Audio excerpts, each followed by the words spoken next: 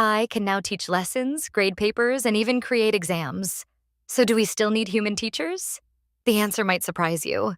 Every time a new AI tool launches, the same question returns. Will artificial intelligence finally replace teachers in the classroom? Here's the bottom line.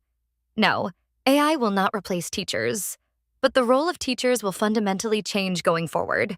AI excels at delivering standardized knowledge, guiding repetitive practice, providing instant answers, and analyzing data at massive scale, often faster than humans. But teachers offer what AI cannot: a caring look, a word of encouragement, a hand on the shoulder. These moments can change a student's life. Teaching right from wrong, coping with failure, and learning to get along.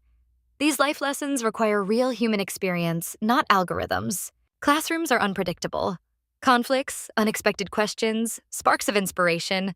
Only human teachers can read the room and respond wisely. A teacher's genuine love for a subject is contagious. That passion ignites student motivation far more powerfully than any AI ever could.